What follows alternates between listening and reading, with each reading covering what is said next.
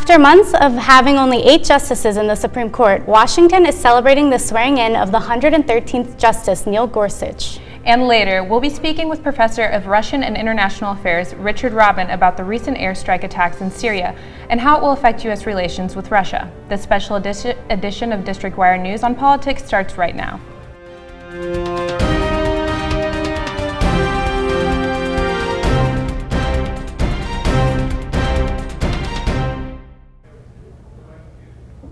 Good evening, I'm Jordan Cannell. And I'm Natalie Hutchison.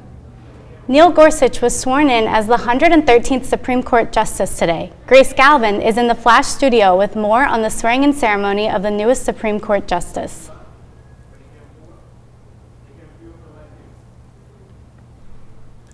Hi, Jordan. So today they held 2 ceremonies. One was at the Supreme Court. It was private with Justice Roberts giving the new Associate Justice his duties, and the other one was public with President Trump in attendance at the White House Gardens. For more, I was there today to see how people were reacting around the Supreme Court, and you can take a look.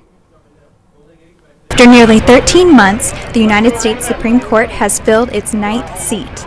The court has operated with just 8 justices on the bench since Justice Antonin Scalia's unexpected death. The newest Associate Justice, Neil Gorsuch, was sworn in this morning. The Constitution and laws of the United States. Under the Constitution and laws of the United States. So help me God. So help me God. Congratulations. Justice Gorsuch is from Colorado and served as a judge in the United States Court of Appeals for the 10th Circuit before his nomination. Well, I was very pleased when Judge Gorsuch was announced. He was not somebody I knew anything about prior to his name being circulated on the short list. There were other judges on that list of 21 that I was more enthusiastic about because I did know about that. And the more I read about Judge Gorsuch, the more excited or interested I became. While many are concerned with the ideology of our newest justice, one Supreme Court visitor is more concerned with the political divide on the Hill. I tell you, I'm more concerned with the nuclear option being enacted and just seemingly whittling away of these checks and balances that have caused that have, up until this point, led the 2 parties to kind of have to get together on things. This polarization that we have is very concerning to me. And whenever it was 10 years ago, 8 or 10 years ago, when the Democrats were in charge, and they instituted the nuclear option because they couldn't get any judges. The Republicans supposedly were holding a lot of the judges up. I remember thinking, that's going to come back. But when it comes to Gorsuch's actions on the bench, Professor Burnett explains the new justice's interpretation of the Constitution. Well, he is a self-professed originalist. He is the first person nominated to the Supreme Court who was a self-professed originalist at the time of the nomination in 30 years since Robert Bork was nominated in 1987, and he failed to get confirmed. So Judge Gorsuch has maintained that the appropriate way to read the Constitution is to discover or identify its original public meaning. That was the position that Justice Scalia also pursued. With the late Justice Scalia's seat filled, we will now see a full bench take on some highly anticipated cases.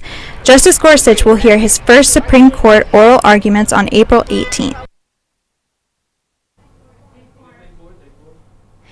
Now, Justice Gorsuch, he was given a vote in the Senate because Senate Republicans decided to go nuclear in order to get him confirmed or at least voted on in the Senate. Many Democrats were very, angry over Merrick Garland's delayed vote and never actually held a vote on him. But many are concerned that this act by the Senate will actually hurt future proceedings of Congress. So rather than being concerned with the Supreme Court, many people are actually concerned with Congress now.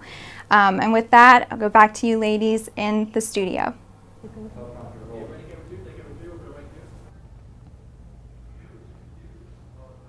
We welcome our guest, Richard Robin. Robin is a professor of Russian and International Affairs at George Washington University. How are you today? Hi, fine, thank you. Let's take a look at who we'll be talking about today. We have a photo of Vladimir Putin and President Donald Trump. What can you tell us about the relationship between Donald Trump and Putin prior to the election? Well, obviously, Putin was very much in favor of Trump's winning the election. There was champagne being popped open on election eve. Since then, things have changed a little bit because I don't think that Putin quite anticipated that Trump would be as unpredictable as Trump has shown himself to be throughout the election campaign cycle and indeed in his first month of 2 months of being president. Right. So if we were to establish some sort of civil relationship with Russia, could you kind of explain maybe what the benefits would be to Russia and the U.S.? Well, the most important thing for Russia is to have stability. Russia is very afraid of things like various colored revolutions, the orange revolution here, the purple revolution there. It really upsets the Russian government that things are so unstable. Trump was supposed to make things more stable by not having the United States be so confrontational over questions like human rights that have always bothered Democrats more than Republicans. Republicans have always been more pragmatic and therefore easier for Russia to deal with. Don't bother us, we won't bother you, and we can do a lot of good trade deals. That seems not to be happening right now, even though it's the direction which Trump seemed to indicate that he wanted to go in. Mm-hmm. So with the recent airstrike in Syria from the U.S., how do you think that is going to affect the relationship with Russia? Well, obviously it's going to get a little bit testy. Right. What's interesting is that this probably would not have happened under a Democratic administration. Relations would have been testy anyway, but they would have been testy in a more predictable way, if you follow what I mean. In other words, it's great if you have an enemy whose every move you can sort of predict and that you can sort of keep in a box. I think that people anticipated that Trump would be that way. Right. Well, clearly he's not. And as far as the interference on the U.S. election goes, if this investigation were to find that Russia had interfered with the U.S. election, how do you think that might impact the relationship that we have with Russia? I don't think it would impact it at all, because the Russians are very used to pulling off shenanigans and saying, oh, we didn't do it. Oh, no, everybody does it. And if we did do it, it wasn't that serious anyway, and it didn't really affect anything. Russia does this all the time. It's their modus operandi. And I think that they have run into a spate of unpredictable reactions trying to use that strategy. Right. Well, thank you so much for joining us. And it's been almost 100 days into the administration, so what interactions have you observed between the two that stand out? The fact that Trump is essentially promoting the same kinds of policies that Putin would promote at home. However, these countries don't seem to be getting along. That's interesting only because Putin gets along with tough people. You know, he had this fight with Erdogan in Turkey, and then they kissed and made up, and now everything's hunky-dory. Putin tends to like people who are, he understands the plain language. I'm not sure that he understands Putin's plain language. Exactly. Do you think that there's a coincidence that President Trump has decided to execute these airstrikes in the midst of an investigation about whether or not the election was tampered with? You mean Trump? Yes. Yes. I think that there's a little bit of wag the dog here. Obviously, he could accomplish many things at once. He could look macho. He could say, I'm not friendly with Russia. There are lots of things he could have accomplished. I'm not sure that he thought all of this through. Right. Maybe he did. If he did, then he's smarter than I would give him credit for. But I don't think that he actually thought this through. You know, he does turn on a dime. Within one sentence, he can say one thing and then suddenly, no, I didn't say that. Right. Well, that's what happened with the airstrikes. I don't know that this is not the beginning of a cogent policy. I think it's the beginning of some dangerous steps into world conflicts that can end unpredictably. Thank you for talking with us, Dr. Robin. Ivanka Trump moved into an office in the West Wing as an official government employee last week. She will not be receiving a salary for her new title, Assistant to the President. And in a recent interview, she said her new position was not planned. She has since signed over her Ivanka Trump brand to relatives and says she will no longer be involved with relatives in business. Although Ivanka Trump has stepped down from her businesses, her father's policies are still affecting sales and prompting stores and consumers to boycott the brand. Kelly Vaughn has more. Ivanka Trump has built a brand for the stylish working woman, but ever since her father's campaign, there's been a movement to boycott her products and the stores that sell them.